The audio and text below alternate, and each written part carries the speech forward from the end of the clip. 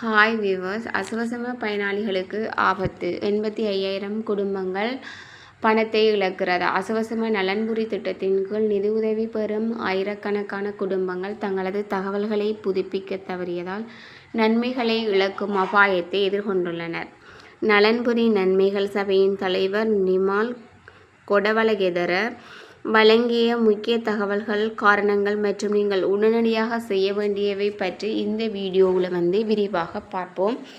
வணக்கம் நண்பர்களே, நீங்கள் அசுவசம திட்டத்தின் கீழ் அரசாங்கத்தின் நிதி உதவியை பெற்றுக்கொள்பவரா? அப்படியானால் இந்த வீடியோ உங்களுக்கு மிக மிக முக்கியமானது. ஆம், ஒரு அதிர்ச்சியான தகவல் வெளியாகி உள்ளது. அசுவசம திட்டத்தின் மூலம் பயனடைந்து வரும் சுமார் 85,000க்கும் மேற்பட்ட குடும்பங்கள் தங்களது மாதாந்த கொடுப்பனவை இழக்கும் அபாயத்தில் உள்ளனர். நலன்புரி நன்மைகள் சபையின் தலைவர் நிமால் கொடவலகெதர அவர்கள் சமீபத்தில் இந்த தகவலை உறுதிப்படுத்தியுள்ளார்.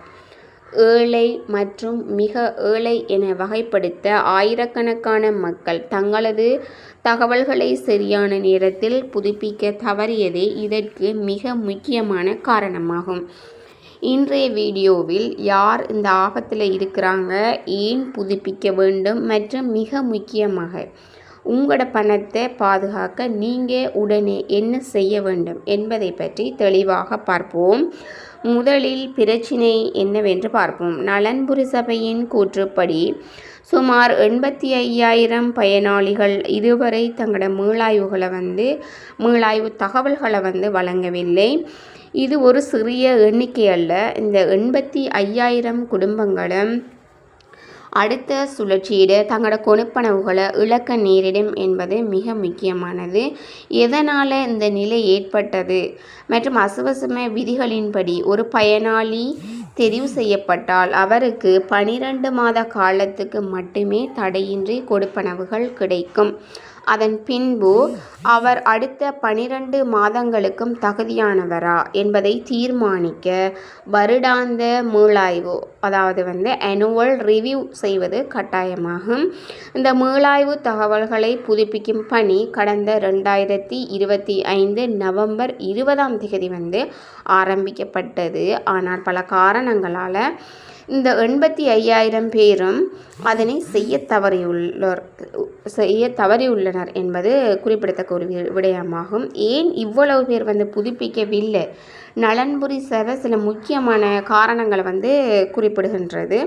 அதில் ஒன்று பார்த்தீங்கன்னு சொல்லிச்சேன்னா, இயற்கை அனர்த்தம். பயனாளிகள் சமீபத்தில் ஏற்பட்ட தித்வா சூறாவளியினால் பாதிக்கப்பட்டிருக்கலாம், அதனால் தகவல்களை வழங்க முடியாமல் போயிருக்கலாம் என்பது முதலாவது காரணமாக கருதப்படுகின்றது. இரண்டாவதாக இருப்பிடம். அவர்கள் மிகவும் பின்தங்கிய கிராமப்புறங்களை சேர்ந்தவர்களாக இருக்கலாம். அங்கே தகவல்கள் தொடர்பு வசதிகள் குறைவாக இருக்கிறது இரண்டாவது காரணமாக கருதப்படுகின்றது.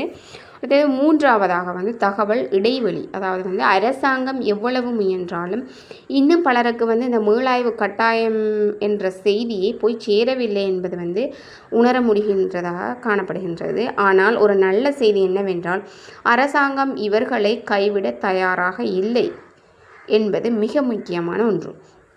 இந்த எண்ணிக்கையினரையும் எவ்வாறாவது உள்வாங்க நாங்கள் உறுதியாக உள்ளோம் என சபை தலைவர் தெரிவித்துள்ளார். தகவல் தொடர்பு இடைவெளியை குறைக்க கிராம சேவை உத்தியோகத்தர்கள் ஊடாகவும் நடவடிக்கைகள் எடுக்கப்பட்டு வருகின்றன. இப்போது மிக முக்கியமான விடயம் என்னன்னு சொன்னால், நீங்கள் அந்த 85,000 பேரில் ஒருவராக நீங்கள் இருப்பீங்கன்னு சொன்னால், அல்லது உங்களோட தகவல்களை புதுப்பித்து விட்டீர்களா என்று சந்தேகமாக இருந்தால் உடனே என்ன செய்ய வேண்டும்? முதலாவது ஸ்டெப்ஸ் இணைய வழியாக புதுப்பித்தல். ஆன்லைனில் அப்டேட் செய்யணும். இது மிகவும் எளிதான முறை. அதாவது அசுவசம அதிகாரபூர்வ இணையதளம் மூலமாக நீங்கள் வீட்டிலிருந்து தங்களோட தகவல்களை புதுப்பிச்சு கொள்ளலாம். அந்த வெப்சைட்டும் குறிப்பிடப்பட்டிருக்கு. www.bb.government.lkன்னு சொல்லி அந்த இணையதளம் காணப்படுது.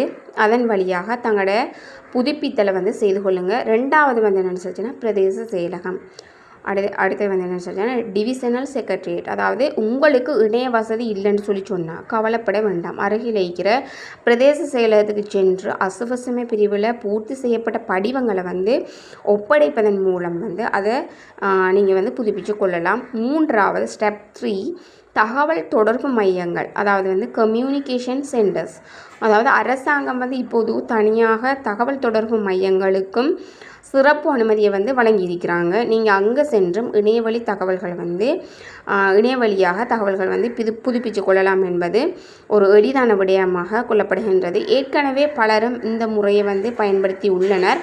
ஆனால் ஒரு முக்கியமான விடயம் வந்து புதுப்பித்தல் திகதி வந்து கடந்த பிப்ரவரி மாதம் 20ஆம் தேதி வரை கால அவகாசம் வந்து வழங்கப்பட்டது. இனிமேலும் இந்த காலம் வந்து நீடிக்கப்படுமா என்பது வந்து சந்தேகம்தான். அவ்வாறு நீடித்திருந்தால் எமது யூடியூப் சேனலில் நாங்கள் வந்து எப்போவுமே உங்களோட தொடர்பு கொண்டு இதை அறிய தரத்துக்கு இருக்கிறோம்.